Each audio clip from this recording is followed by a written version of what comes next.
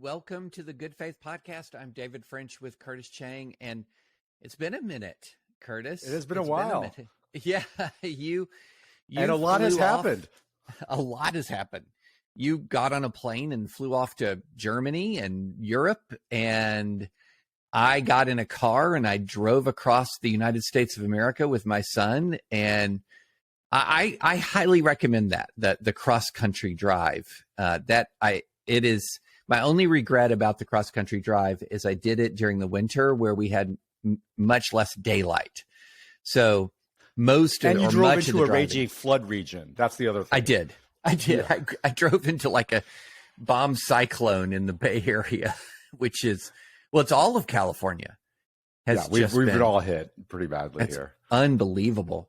But Wait, yeah, but David, there's something else that happened on the break. I leave the country for 2.5 weeks and you go off and wander off to the pinnacle of international journalism. It's like, I can't leave you alone for a second, David. I know, Curtis. I'm so sorry. You got to talk about this. So congratulations, David. Thank you for your appointment as a opinion writer, full-time opinion writer for the New York Times. Columnist, I think, is the official title. Yes, columnist. Yes. Yeah, exactly. So congratulations on that. Thank David. you.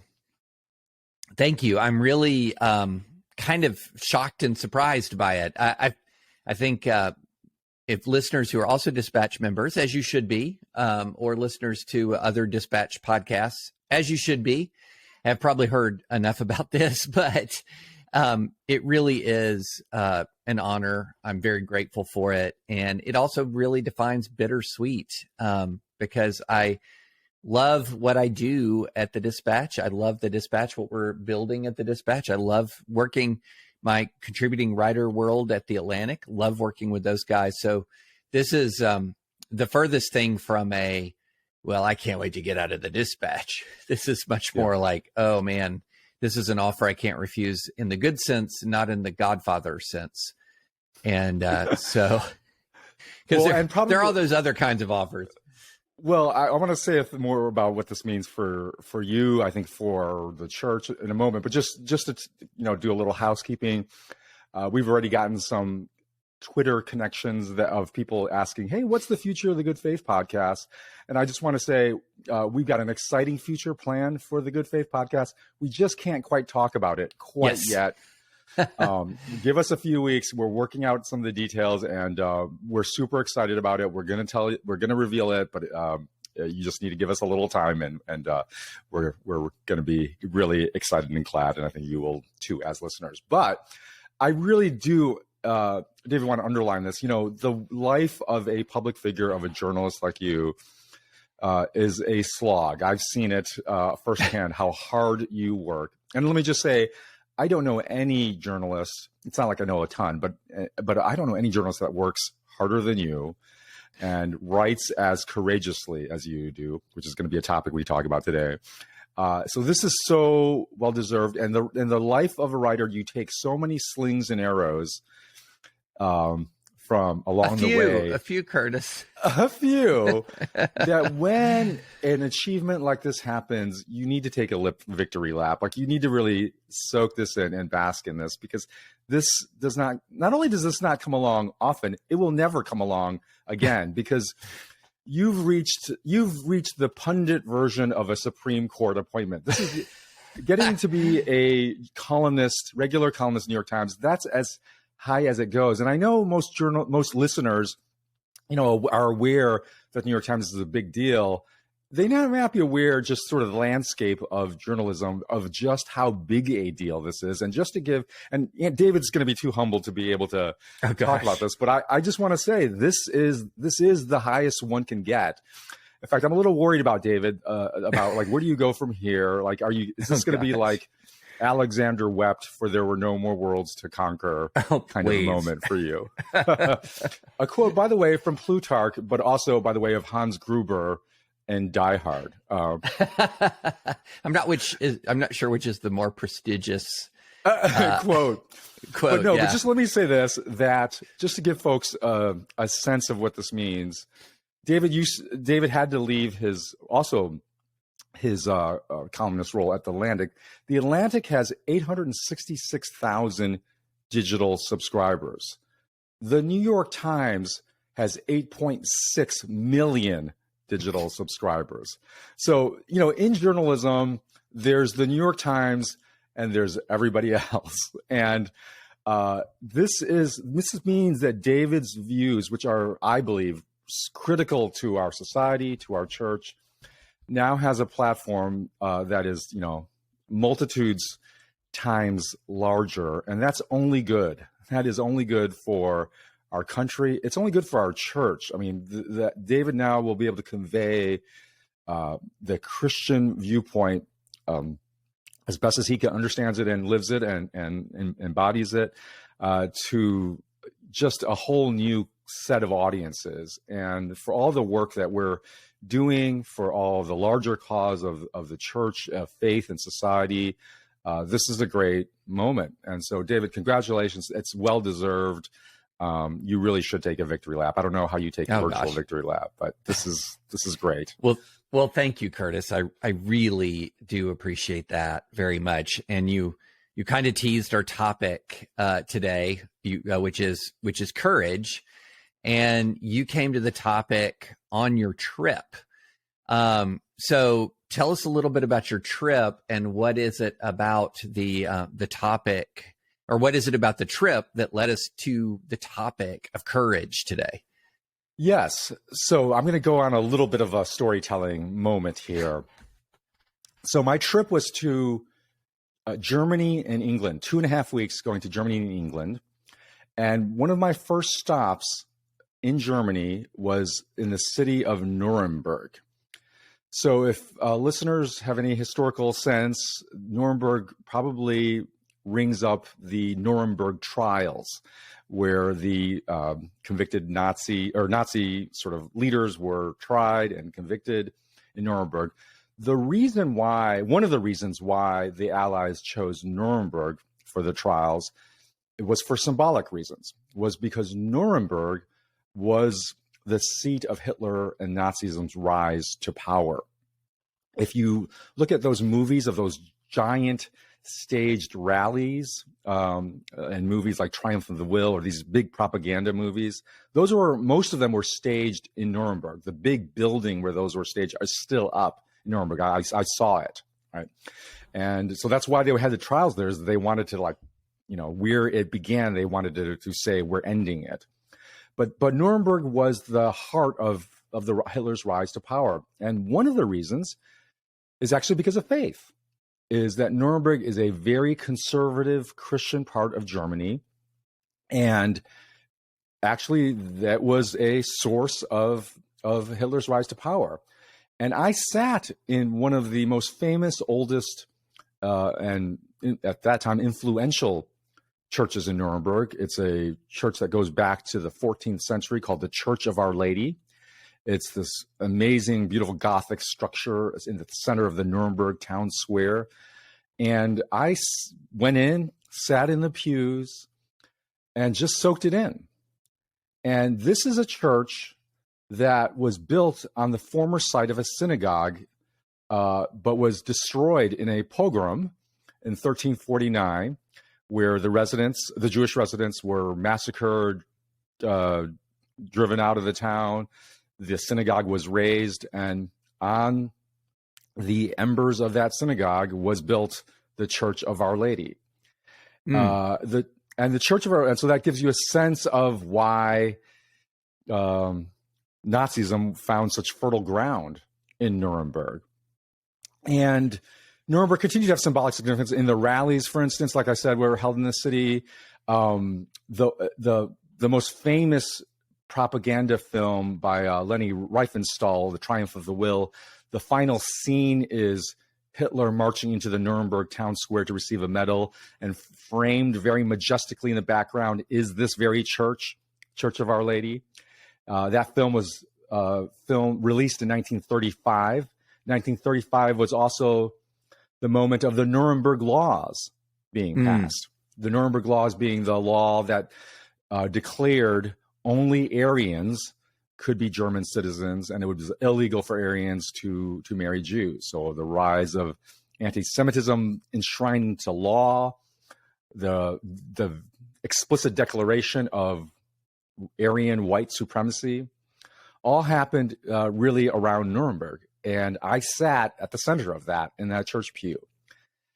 And as I was sitting in that church pew, David, I was haunted by this question: what would I have done? What would I have done? Like, if I were a Christian sitting in the pew in 1935, would I have been swept up by that wave of hatred? Or would I have recognized the evil? And if I had recognized the evil, then would I have had the courage to stand up and say no, to resist, to not make accommodations with this evil that was spreading through my congregation and spreading through the land? And David, I have to tell you, I just wasn't sure what the answer was. I could not say with 100% confidence, of course I would have recognized it. Or if I would have recognized it, and I think I was maybe a little more confident that I would have recognized it, hopefully. Right. But I especially was not confident I would stand up from my seat and declare, no, I will not go along with this. I mean, the laws of probability suggest that I would have gone along with everybody else, just like the mass of other Germans did, that I would have caved in and I would have accommodated myself in some way to that evil. And so I don't know, David, if you ever have that moment where you wonder questions like that. Oh, yeah. In fact, I even wrote a piece all the way back in 2020 called "The Question My Confederate Ancestors Taught Me to Ask." And we'll put this in the show notes. And it is essentially this: if everyone around you is saying yes to something evil, can you say no to it? That's the question. If everyone around you is saying yes, and it's not just, and I think the thing that's really important about these questions is that I think it's completely wrong to think of the dichotomy as something like this. Like, everyone around you is like Mr. Burns from The Simpsons, who's, yes, excellent, talking about terrible things. And you can recognize, and you know, they're terrible, terrible things. And you say, well, I'm going to be terrible anyway. But it's actually more insidious than that. You have a bunch of people around you saying, this thing that is terrible is not terrible. This thing that is evil is not evil. And so so you have the double pressure, because one bit of it is do the evil thing. So you're triggering you're triggering that sort of moral compass, that conscience that should be pricked. But at the same time, everyone is saying, why is your conscience being pricked? Yeah. Actually, you've got this all wrong. What is evil is actually good, and what you think of as good is actually evil. And so it isn't just that you have the raw pressure of peers and communities. It is that you also have the tickling of the ears, so to speak, that says, actually, you're wrong to withstand this. And one thing that really flared in me, there was these Ta-Nehisi Coates years ago wrote this really interesting thing. And it's 2 paragraphs. Let me read it. He wrote this about a decade or so ago. The basic extension of empathy is one of the great barriers in understanding race in this country. I do not mean a soft, flattering, hand-holding empathy. I mean a muscular empathy rooted in curiosity. If you really want to understand slaves, slave masters, poor black kids, poor white kids, rich people of colors, whoever, it is essential that you first come to grips with the disturbing facts of your own mediocrity. The first rule is this: you are not extraordinary. It's all fine and good to declare that you would have freed your slaves, but it's much more interesting to assume that you wouldn't have and then ask why. This is not an impossible task, but often we find that we have something invested in not asking why. The fact that we, and I mean all of us, black and white, are in our bones no better than slave masters is chilling. The upshot of all my black nationalist study was terrifying. Give us the guns and boats and we would do the same thing. There's nothing particularly noble about black skin, and to present business, and to our present business, it is equally chilling to understand that the obstacles facing poor Black kids can't be surmounted by an advice column. So I thought that was really a profoundly humble declaration of kind of human nature. That's right. That when we think through historical events, we would like to think of ourselves as extraordinary. We would like to think of ourselves and assume that we would be extraordinary and courageous, right? And courageous. This is the really topic. This is a question of, how courageous are we truly? Yes, assume that we would be courageous. And Coates is arguing, and I think properly so, the better assumption is that you would not be, and then work from there to address that. That's right. Yeah, I think is the better way to frame it. And so, yeah, I think that this is an incredibly important topic, just because we assume better of ourselves than we should. And that I think the actual key to courage is assuming the opposite and then building from there, intentionally building from there. Well, I think you're exactly right. And that was the question I left Nuremberg with. Well, what does that mean then if I'm pretty uncertain that I would not have just caved in and accommodated to the evil around me? How does one build courage over time in oneself? So my next stop on my trip, David, was London. I've never been to London. And I said to my family, we can do all the Buckingham Palace thing. I will accompany you to Trafalgar Square and all the classic tourist sites. I have one request for Dad. Dad has one thing he wants to do. Yeah. And that's go to the Churchill War Rooms. Yes. And so the Churchill War Rooms is this amazing museum, fairly recently opened at the basement of the Treasury Room. And it was constructed at the sort of eve of World War II as a place for where the British government could run the war, especially if they were under attack. And so during the Blitz, May 1940, Churchill and his cabinet would regularly convene in the basement of the Treasury building in these underground rooms, which had people slept there, through the overnight blitzes. Churchill had his own bedroom there. I mean, you could walk, and it's meticulously preserved, because what happened was at the end of World War II, they basically just sealed up these rooms and pretty much left them intact, including like with all of the documents and knickknacks and personal items and maps all up. And the maps are especially fascinating because there's the map room. And when Churchill walked into the map room, when he took over the government in 1940, he declared, "It is from here I shall direct the war." And it was true. This was the nerve center of the British war effort. And so I'm walking through the map room, and I imagine that same question I asked myself in the pews of the Nuremberg church. What would I have done if I were here? And I imagine in May 1940, looking at the map, and what do I see, David? I see the map of Europe entirely overrun with Nazi Germany. I look over to Russia, and they are allied with Nazi Germany. I scan over to the Pacific, and there's Japan and the Japanese Empire leaning towards alliance with Germany. I see a few specks of my British Empire, flecked around the world, all under siege and under attack. And then there's England, the tiny island of England, as the one beacon of democracy, of human rights, of freedom. Yeah. And I'm thinking to myself, what would I have done? Would I have said, no, there can be no more accommodation with evil, when in the face of that map, David? And I had to say, I'm not sure. I'm enough of a strategist and a pragmatist. I would have been sorely tempted to listen to that, what you call the fluttering voices in the air, to say, make a deal. make a deal. And those voices were not just in my head; those were all around me in my former government that I replaced. That based their whole foreign policy on appeasement.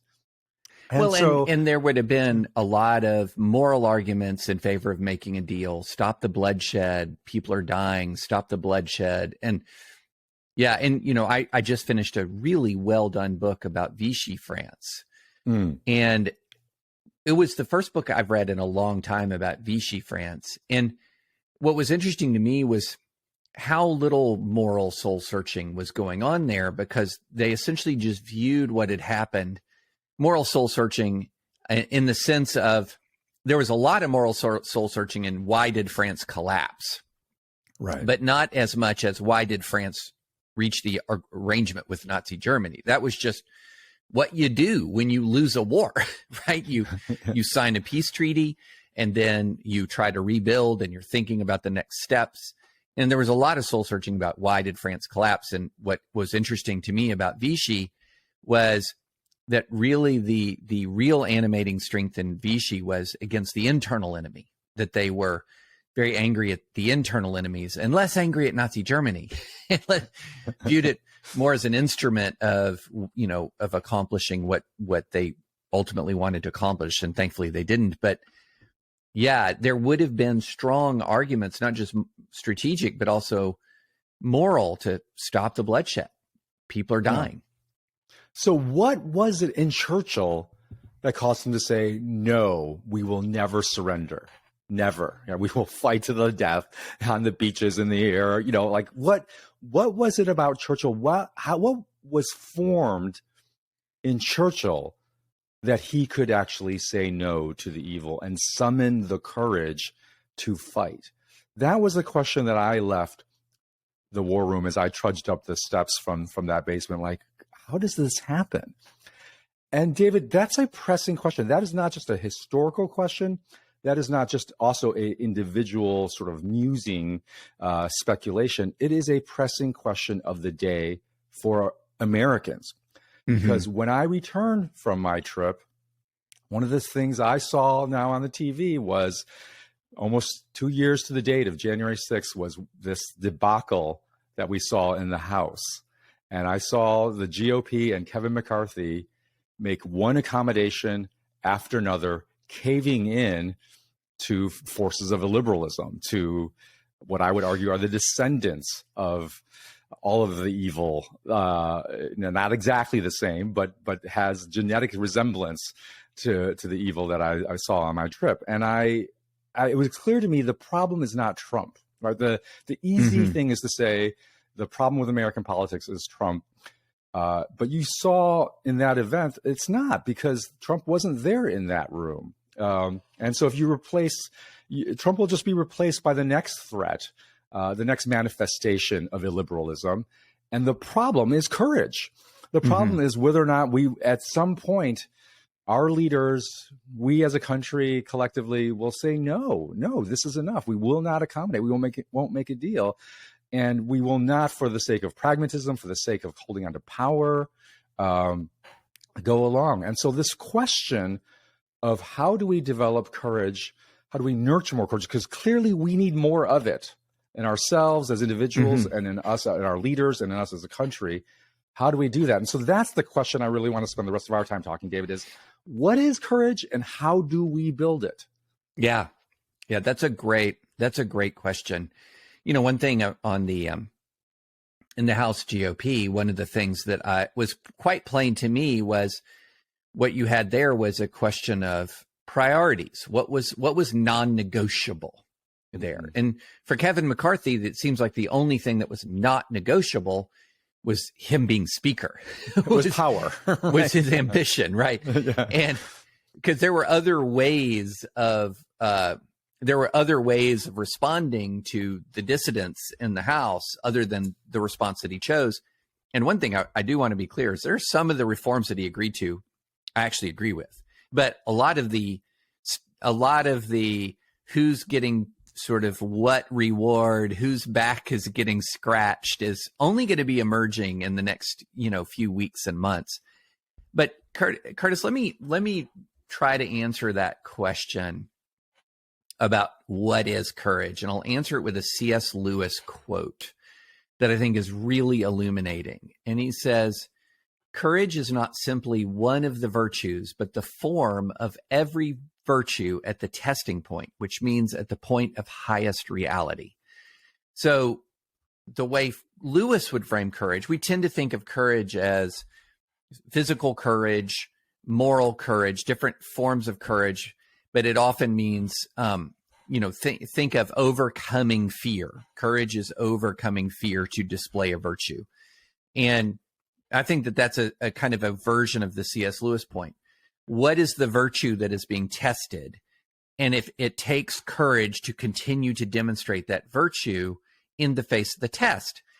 And I like the way he talks about it as every virtue, because what we have seen is a really interesting reality where that we've seen people who sometimes can display enormous physical courage, say on a battlefield, sort of, maybe when they're a police officer patrolling the streets, or maybe in a moment of incredible testing, an instant of testing where there's this sort of instinctive or instinctual courage you show to protect loved ones or whatever. But people who show incredible courage in one area, and then oddly enough, it doesn't translate into other areas. Like we've seen generals, for example, who just fall in, who've demonstrated courage on the battlefield, who just fall in line with whatever sort of the political, necessities of the moment. They prove to have far less moral courage than they have physical courage. Yeah. And so I like the Lewis definition, because what it does is it demonstrates to you, I think, demonstrates to the reader that actually demonstrating courage is a lifelong project, a lifelong, multifaceted project, and that success in one area is no guarantee of success in another area. And in fact, you're kind of on this lifelong journey of facing tests of different virtues. And sometimes the failure is going to be, I think, in that process, somewhat inevitable. It's going to be inevitable. Yeah. And I think developing courage is actually one of the keys to developing courage is how do you respond to the failure? Do you recognize it and seek to correct it? Or do you deny it or seek to rationalize it? And one of those two choices sets you on a path. And if you are on the path of rationalization, it is very hard to get off. But if you are on the path of recognizing your frailty and trying to correct for it, that has its own self-reinforcing patterns as well. I really like that connection to courage to virtue that the Lewis quote says, because I think that's right. I think courage is virtue exemplified, and it makes me think, when we think of courage as moral virtue, makes me think of a very influential philosopher named Alasdair MacIntyre, and he wrote a book called After Virtue, which was really trying to examine what is virtue exactly and how do we grow virtue. And one of MacIntyre's central insight was that virtue and narrative and stories were inextricably linked, that you could not really understand, grasp, and form virtue without grasping, understanding, and forming through stories. And let me explain why that is. So if I told you, David, that Jane is tall, right? We don't need a story. You just measure that, and Jane is tall in all cases, in all situations. That's not a virtue. That's a quality. Yeah, that's an attribute. Right. But if I tell you Jane is courageous, immediately you're forming a story. Like you're probably asking, wait, how is Jane courageous? How is Jane demonstrating? How do we know? And you need a story to tell that. And in fact, courage itself, the very word courage, it immediately requires you to form a story. Because when you say Jane is courageous, it means Jane at some point met a challenge that opposed where she ought to go, her destiny, her true moral destiny. And she had to overcome that opposing force to resolve her true self and to get to her true destination. Like that's the essence of what you're saying when you say Jane is courage, and that means you've told a story. You've told the basic elements of a narrative of hero, desire, opposition, overcoming that opposition. That's a story. And that's the heart, existential nature of a story. And so that's why MacIntyre was arguing, I think he's absolutely correct, that virtue and narrative are tightly linked. And so if you want to form virtue, if you want to form courage, you form it through story, through an imagination and sensibility that is formed by story. And it's a story, it has to be a story or stories that invite you to enter that story, that invite you to sort of imaginatively enter that story and ask that question that I asked in Nuremberg and London, and that you referred to in your essay in the Confederacy. It's that question, wait, what would I have done? What would I have done? It's a story that invites you to imaginatively project yourself into that situation. And that, David, I think gives us a clue to why Churchill was able to say no and stand up and say, we must fight. Because Churchill was just devoured narratives and stories and literary classics, especially of courage and heroism. There's a great book called The Literary Churchill by Jonathan Rose that just describes how much these stories, these classic stories like Herodotus' tale of Leonidas and the 300 at Thermopylae, right? That was just, he just memorized that story. He, as a child, reenacted it and lived it. And that's how that's formed, like the child playing out a story that he's or she has read and play acting it. That's the formation of character, of virtue, because you're rehearsing whether or not you would be able to stand up to that. And there's this really fascinating link with Churchill, because one, if you analyze his speeches, you'll see how he's calling on these sort of phrases and tropes from these stories of classic courage.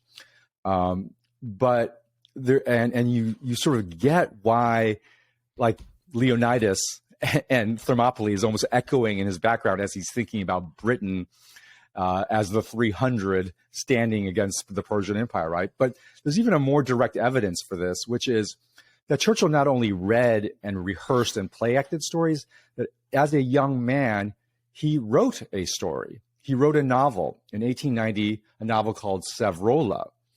And the plot of, and it's very, people don't read, it's not a great novel, right? But it's fascinating because here's the plot, David, to Savrola. It tells the story of a British character who is a brilliant author and public speaker. Guess who that is? Who uses his wonderful oratorical powers to defeat an evil dictator. This is 1890, okay? To defeat an evil dictator. In this case, it's a dictator of a middle European country. It's a dictator who tears up treaties, stabs rivals in the back, murders prisoners of war, does not hesitate to use torture, and recklessly seeks a confrontation with the British Empire. This is Churchill writing a novel in 1890. So the question, why was Churchill so quick to intuit Hitler's evil and depravity? Well, because he'd already narrated it. He'd already written it. And why was he so prepared to stand up and use his wonderful oratorical powers to defeat that evil dictator? Because he'd rehearsed it in his mind already, narratively. He'd written it out, eventually the script for what he was going to do. Yeah, that's fascinating. And, you know, I do think, and another thing about him is that he had, if we know much about his biography, you know, we know a lot about his biography, and he had acted out prior to becoming prime minister. This is a guy who had sought out challenge. He had sought out danger. Now, there are constructive and destructive ways to do that. And sometimes he bordered on the destructive, but he had sought out challenge. He had sought out danger. He had established a pattern of taking risks in his life, both physical risks and political risks. And the interesting thing is some of them really hadn't paid off. In World War I, you know, he's one of the architects of the Gallipoli invasion, which was a disaster, just a disaster. And so by the time he ascended to be prime minister, he had a fully formed biography that was checkered. It was not, and he had not arced to that moment with a string of unbroken, glorious successes. But, one thing that I think that I love the narration point, and there's also something else that you've narrated yourself. And also, I think it's the reason why I went back to Churchill's biography is you've practiced. You narrate and you practice. That's right. And what do you mean by practicing courage? Well, I go back to this sort of principle in Luke 16, and it comes from sort of and it's this Luke 16:10. Whoever can be trusted with very little can also be trusted with much. Whoever is dishonest with very little will also be dishonest with much. And a lot of times I think we think of our practice when the stakes are low as not nearly as important as when the stakes are high. But our practice when the stakes are low often dictates exactly what our practice and character will be when the stakes are high. And I've spoken to an awful lot of college students and law students over the course of my life. And there's this consistent sort of temptation that occurs. And that is something along the lines of, I would say something, but I really need the recommendations for grad school. So I think I'm going to lay low for now. Or, I would really take that tough pro bono case that really cuts against the grain of my law firm's ideology, but justice is at stake, but I'm not a partner yet. Yeah. I need to make partner. Or the things I'll say when I have tenure. And you can just go down the line of all of the ways in which we intentionally kind of postpone courage because it feels as if I can't do much now. The stakes are kind of low, and I'll be there when the stakes are higher and when I have maybe more security. And what I have found is that as you get older, the stakes get nothing but higher. So why would you think, well, if it was too much for me to risk a grad school application, now I'm risking a mortgage payment, or I'm risking this career that is now fully formed, or this public reputation that has now been put together painstakingly over a decade or two. And it is very rare to find somebody who, for lack of a better term, would be sort of the sleeper agent of courage. Right. Yes. It is much more common to, at any given stage of life, say, of somebody who has had a pattern of demonstrating courage, oh, yeah, that guy or that woman, yeah, I knew they were not going to go for the unethical play. Oh, I knew that you had asked too much of this person because there is no way. And so I think of it as a lifetime.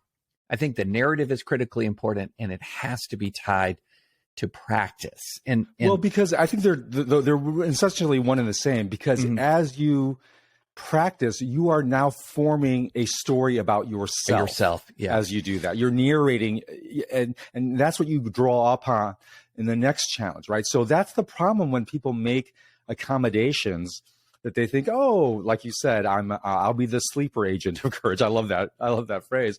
Is actually you are telling a story and forming a story about yourself with all these small little accommodations that's going to actually lead to the larger story of accommodation. And this is precisely why that doesn't work, right? Because you have to construct your own story through practice along the way in little bits that build up to something. And, David, I wanted to ask you, so for you, so there's the lived narrative that is a story that we construct, but I also really do think that something about reading narratives is a critical one of the stories that we we inhabit as a child, maybe, or in our formative years, and that are echoing around even subconsciously in our mind and heart, are really, really critical. And I wanted to ask you, was there or is there a story for you that serves something as a touchstone for you for courage? Oh gosh. Well, so I have two stories, one real life and one fictional. So the real life was actually my dad. So my dad, and it's a moral courage story, and it's sort of part of the lore of the French family. So that when he was a young professor, he had his dream job. I mean, this is what and at a young age, like a really young age, my dad got his PhD in 10 months. He's kind of a real life Goodwill Hunting kind of story in mathematics. But anyway, he had his dream job, and then he was a part of an accreditation self-study. And those who know the higher education, that's going to sound mysterious to everyone, but those who know the higher education world. But this is usually a committee formed internally to really turn the school inside out, financially, academically, you name it. And he's doing this, and he discovers some bad stuff, some wrongdoing. And immediately he's put under pressure. He has a young family. He has his dream job. And it was essentially covered up, or you're not welcome here anymore. And so he chose not to lie, and which meant he had to leave. And without a job, like he pieced out, so to speak, without any kind of backup plan, with young kids and young family.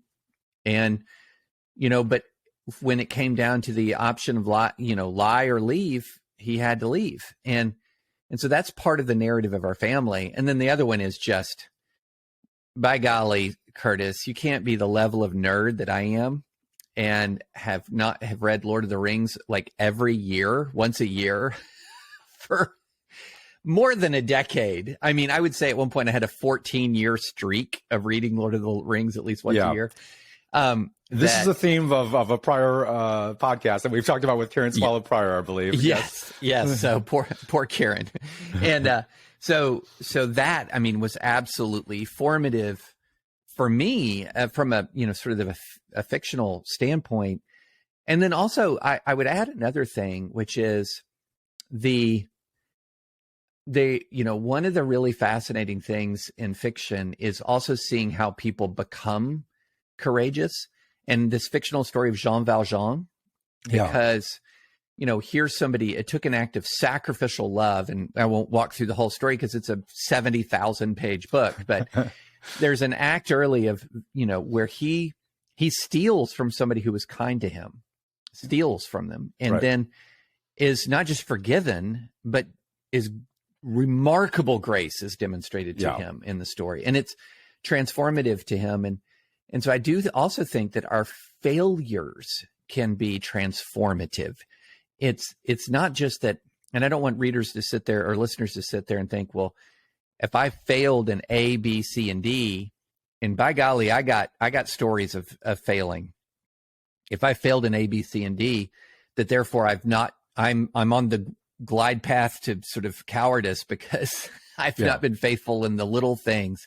Yeah. But I do think it's sometimes those failures in the little things combined with self-awareness and God's grace that can actually enable much greater courage down the line.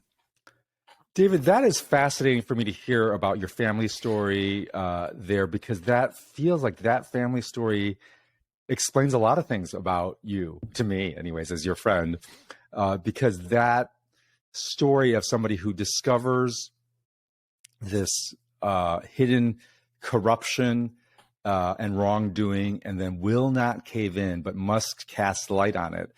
You've inherited that, David. Like that's describes to one extent is the plot of your journalistic career. And now it makes more sense to me, because if you've had that story of your dad echoing around in your mind and heart, that I can understand why you can't so easily just cave in when you're discovering some wrongdoing in your own journalism.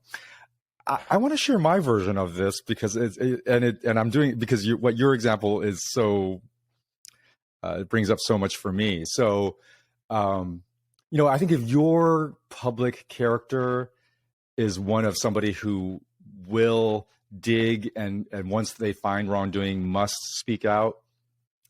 I think if I were to sort of say, what do I aspire to for myself, it would be that my courage narrative that I would aspire to is something of the, hey, that guy was not qualified to do that, but he stood up and met the challenge, even though he was the least expected person, the least qualified person to do that, but he was willing to throw himself in there. Like something, for some reason, something about that narrative is very, I aspire to that. And I was thinking, just as you were sharing about your family story, I was thinking about my dad. And my dad was born in China, immigrated to Taiwan, did not, because of the wars, as a war refugee from a war and a civil war. He's a smart guy, but he did not get any formal schooling. He did not even go to, I think 5th grade was where he stopped schooling, was sent away from his family because his family could not feed him. And so he was essentially on his own and made a career. And then, started a business a photographic business in Taiwan. And then he made a decision to immigrate to the United States in 1967, which of course is the story event that changes the Chang family, story. And it's like, and when I think about that, I was like, this is a guy, he did not speak English, David.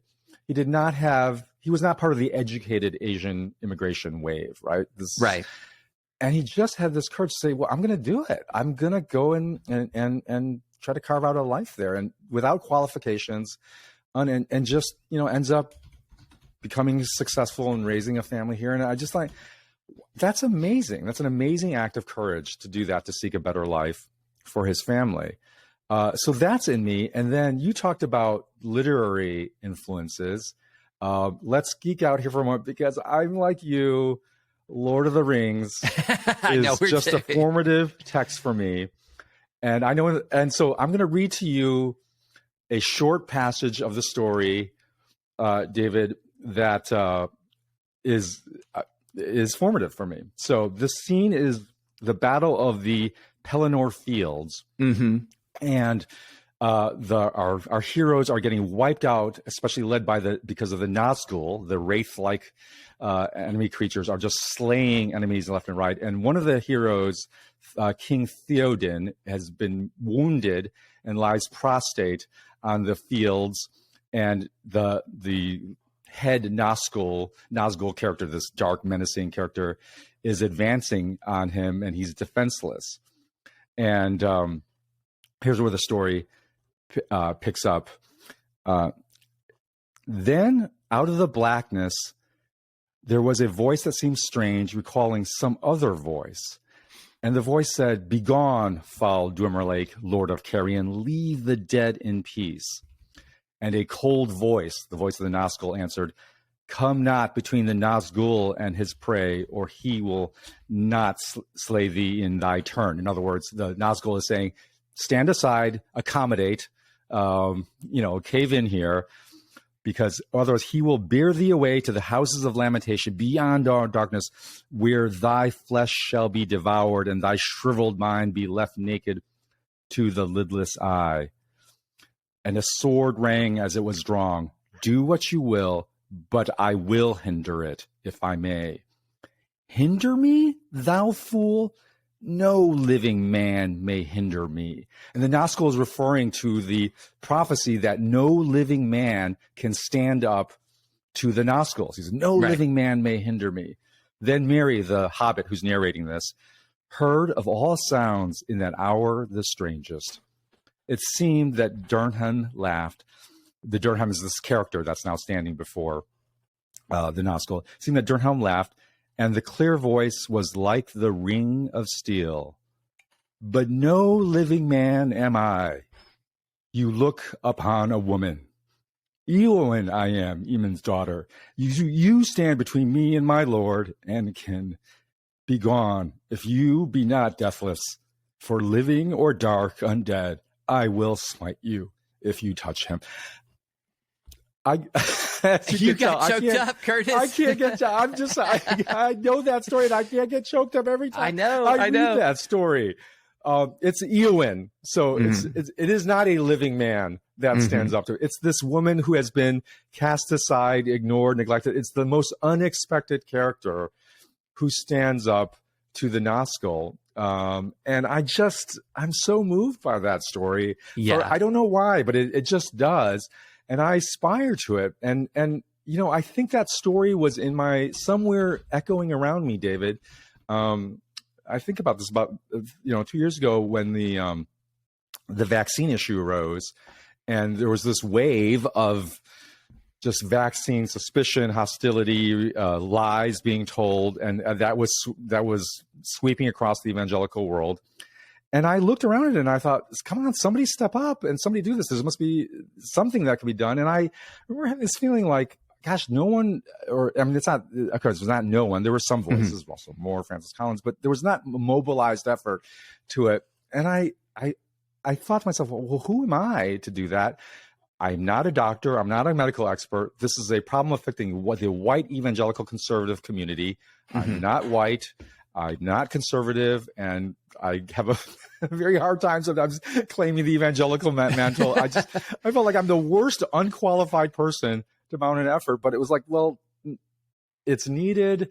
No one else. I think I was summoning something of Eowyn, and that story was in me. It was like, well, at least I will stand up here. Right.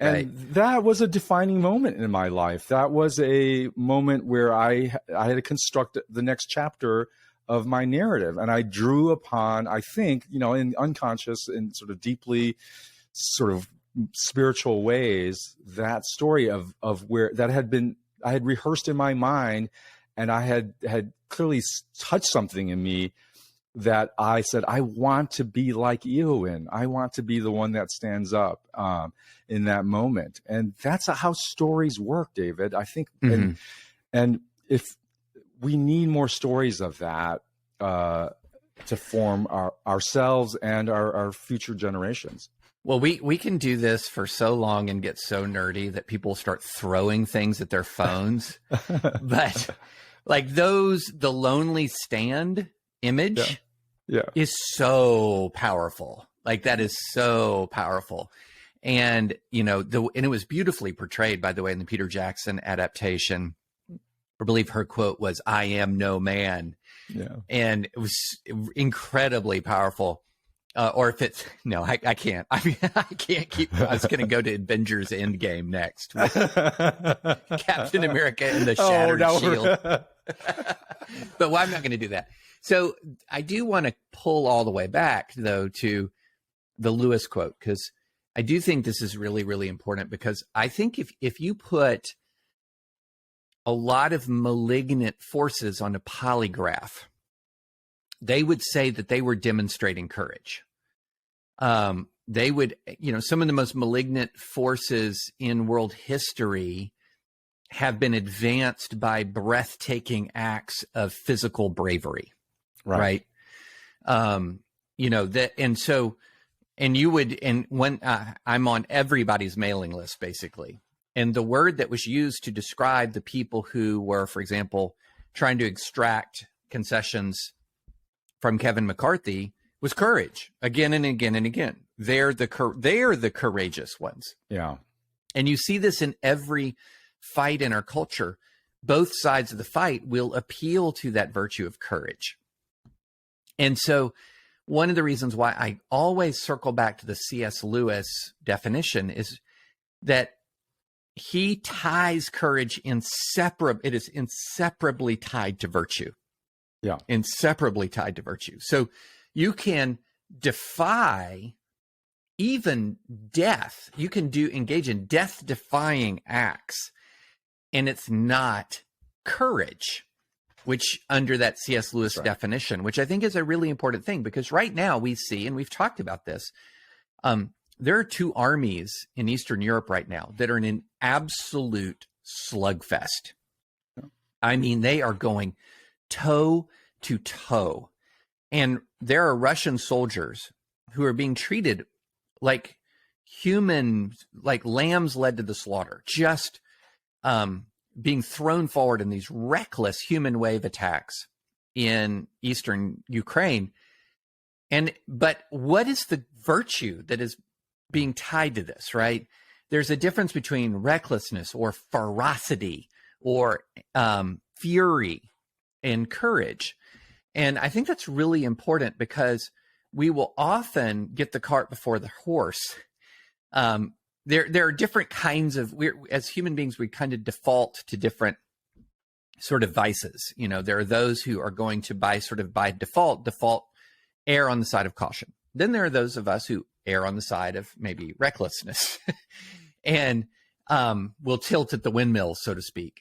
And so I think one of the things about understanding courage more fully is let's leave aside the instinctual moments, the moments where either a lifetime of love or even of training can trigger in moments of crisis, for example. But lifetime of love can trigger that instinctive motion, like when you instinctively move to protect your children or your spouse. Let's leave aside those instinctive moments. When it comes to deliberate courage, you know, those deliberate moments, that's when I think there is an intentional process of identifying the virtues at stake. What is the virtue at stake? And what am I doing and how am I advancing that virtue is incredibly important. Well, and maybe another way to frame, I think what you're saying is there's a difference between courage, moral courage, and power. Right? There's a difference between those two things. And I thought about this a lot in thinking about, well, what are the narratives that are forming our moment, our culture, the next generation of young kids? What's the story there? And I realized the dominant form of stories that are sweeping, define our culture, it's the superhero story, right? It's the Marvel movie. And you think about that for a moment, the difference between a Marvel blockbuster superhero movie and a story like Lord of the Rings, Red, okay? Mm-hmm. It's totally different experience, right? You know, for one thing, the Marvel superheroes, they're really defined by power, not by a virtue. It's not like you think of the range of characters. He doesn't mean it about Captain America, guys. He doesn't mean this. No, but the core definition is they have this superpower. They are that's the power is what defines their heroism, for the most part. And they're also not characters that actually invite you to inhabit them at the level of moral virtue, right? It's not like, I mean, the Thor, Superman, they're not human. That's the point. You can't be like them. And so it actually gives audiences an excuse not to morally inhabit, not to morally ask the question, what would I do in their shoes? That's not the question you're asking when you're watching a Marvel or Superman. You're given permission to stand back and just be entertained, not to be challenged. You can sit back and just be dazzled by the CGI enhanced displays of power, and you're not actually being asked to be the moral question, you know, could you be like this?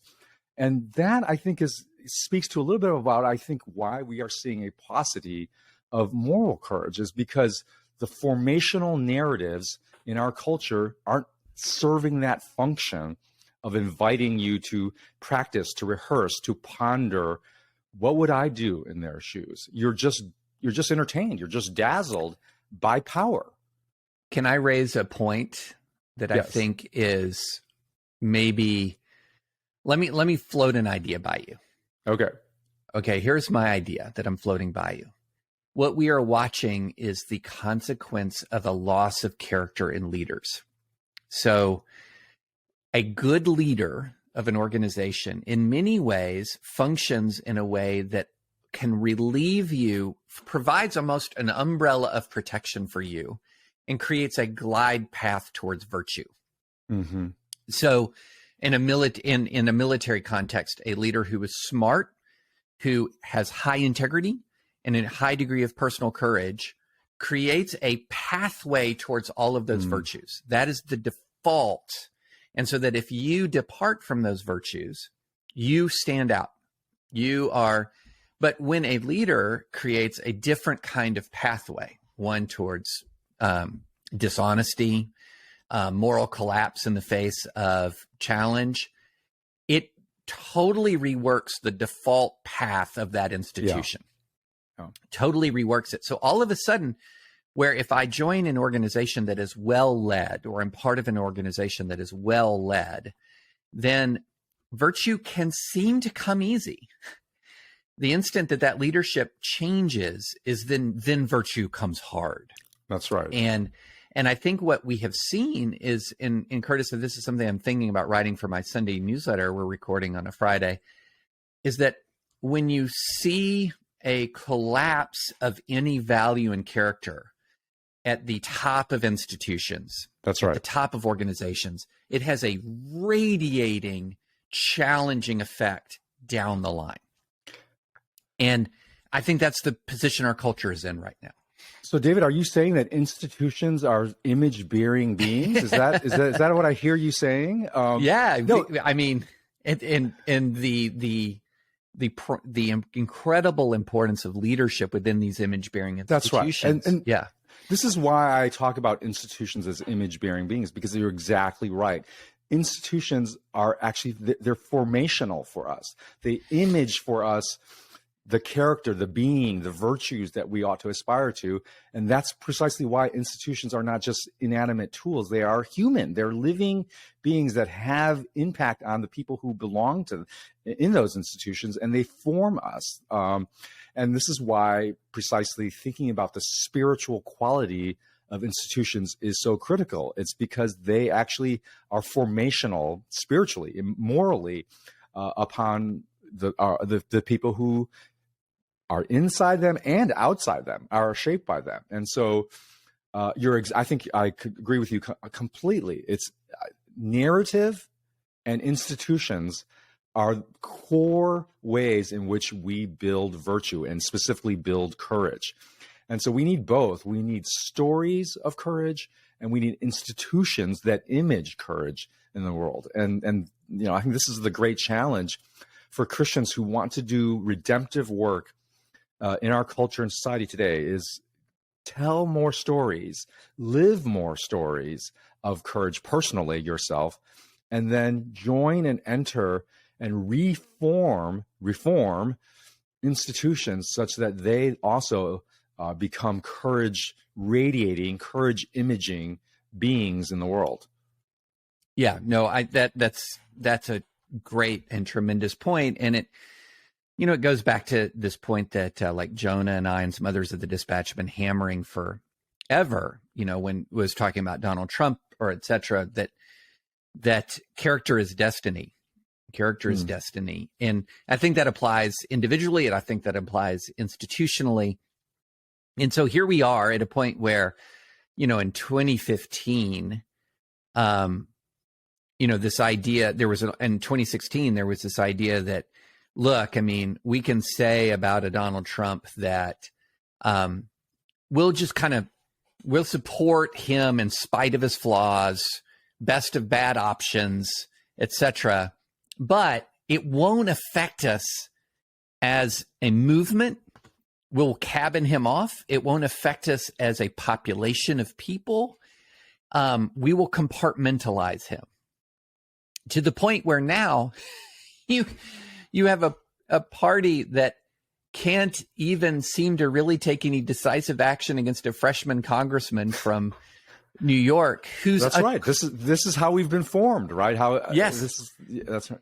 Yeah, not just a fraud, like a total fraud, like a complete construction of an artificial character, and you could not, within the context of Congress, have lower stakes. Right. Than doing something decisive against him. The majority of the House doesn't depend on him.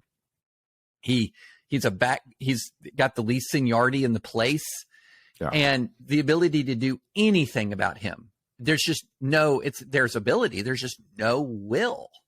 There's just no will. And if you look at it again and again, and we always want to say, well, how could something like this happen? How many times have we seen this pattern?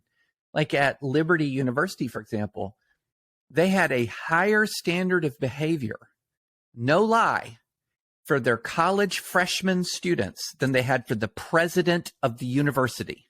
That's right. That is absolutely 100% the truth. The university's president could engage in conduct that if a college freshman did it, they would be suspended or face punishment or expelled. Think about that. And what does that form? How does that form us? What does that create in us?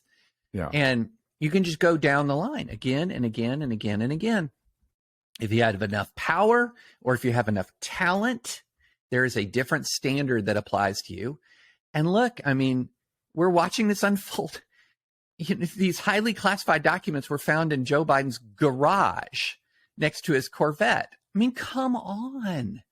I have handled classified information in my life, and it's not hard to handle it correctly.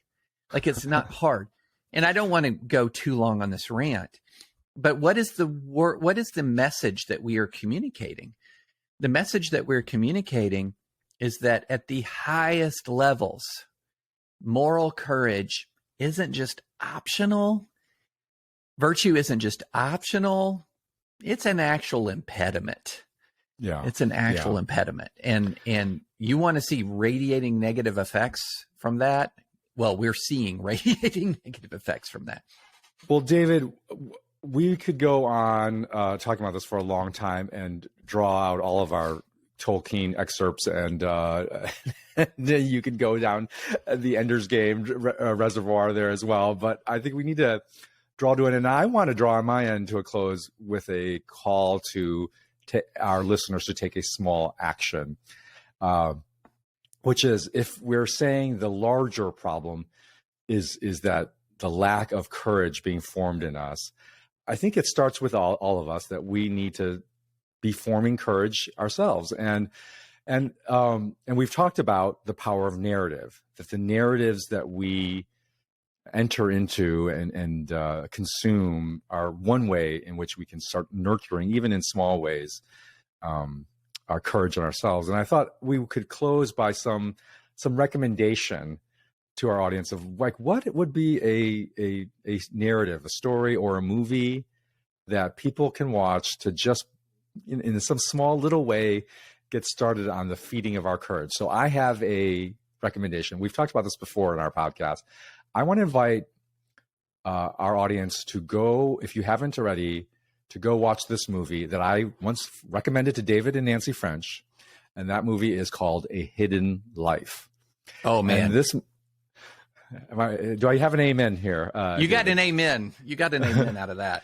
So A Hidden Life is a movie that echoes back to Nazi Germany. So we're bringing a full close here to our podcast episode. The story of an Austrian farmer and his wrestling with, what do I do in the face of this evil, and especially evil that calls itself good? And the reason I love this movie is it's the complete opposite of the Marvel superhero movie. You could not construct a movie that is more opposite of a Marvel superhero movie. And it's precisely because of that, because it is not a flashy display of power, of CGI dazzlement and entertainment. Instead, it is filmed in a way that if you stick with it, if you lean into it and imaginatively enter into it, it haunts you, because it haunts you with the question of, what would you do? What would you do? And what is your life all about? I still think about that movie when I'm thinking about, like, what am I giving my life to?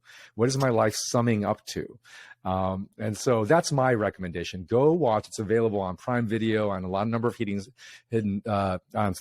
streams. Terrence Malick film, beautiful, beautiful movie. Give yourself some time, an evening when you have some space. Watch it with your friends or your loved ones. A Hidden Life.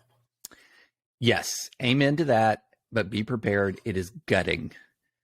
So it is, but it's one of the best, and beautifully shot. Like, you're watching it and you're amazed at the story and the artistry of the movie at the same time.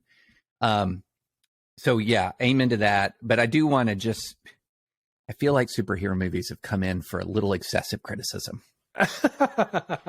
And I just want to say that a lot of the critiques that Curtis applies to Marvel movies do not apply to the better DC movies. So you're carving out a moral status for a DC movie. I just want to just go on the record for that. But this has been a little bit longer podcast, but that's okay because it's been a bit of a break between podcasts. And we'll be back next week. And I believe next week on tap is answering your questions. So please, if you've got a burning question, I've got a bunch, and we're going to choose the 3 or 4 that Curtis wants me to answer, and I'll choose 3 or 4 that I want him to answer. But if you have something burning on your mind, david@thedispatch.com is the way to reach me. So we'll be back next week. In the meantime, please continue to subscribe, and continue to rate us, and stay tuned because we're working through the future of this podcast. So stay tuned. Do not abandon us. And in the meantime, please check out Curtis's work at redeemingbabel.org, mine at thedispatch.com, and we'll talk to you next week.